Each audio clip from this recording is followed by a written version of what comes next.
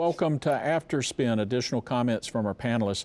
We're talking about Medicaid expansion. The legislature in the Commonwealth of Virginia just voted to expand their Medicaid program. North Carolina remains a holdout. Should we look at Medicaid expansion in North Carolina, or should we look at new ideas providing health care coverage to working families that isn't a part of the Affordable Care Act? What are the answers to affordable quality health care for North Carolinians? Let's start with John.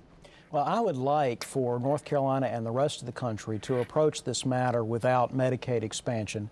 I think that the Congress and the President are going to have to rethink how Medicaid works, the financing formula, go to a block grant system, something to get control of Medicaid spending growth nationally. As long as that apparently free money offer is on the table, though, states are going to increasingly start, the pressure is going to be intensive. And it's important to remember that Medicaid, the people who get the services are disabled or low income. But Medicaid pays rich people, and they want the money. They lobby every single year. Hospitals, physicians, drug companies, they get the money.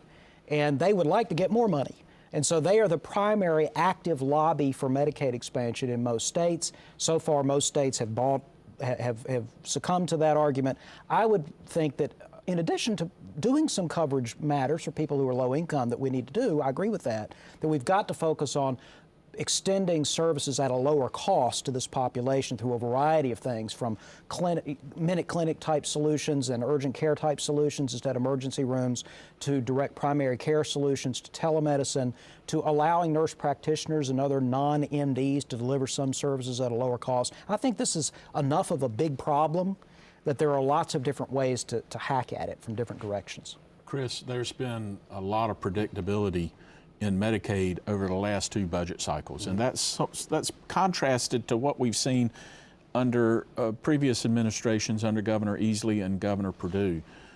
Do we need Medicaid expansion? Do we look at a different product? What's the answer? Well, here's what we have. We have 34 states, many Republican ones. It was actually an issue in the Arkansas Republican governor's primary, where the incumbent Governor Hutchinson defended Arkansas's Medicaid expansion plan.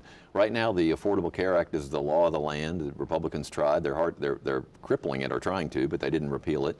That money is still available. That is something that we can still do to cover more people. A lot of studies have shown that, well, we know the uninsured rate is down since we've enacted the Affordable Care Act. A lot of that is because of Medicaid expansion. I still think it's an efficient way to cover people who have no other way to get health care insurance.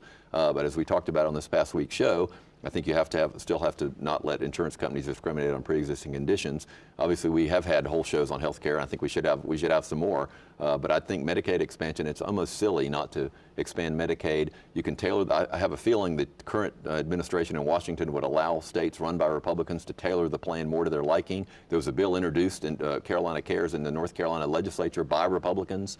So it's not just a Democratic idea. And I think people at the lower end of the spectrum have waited too long already not to be covered by health care. Interesting comments. Thank you for watching the After Spin. More video all during the week right here on ncspin.com.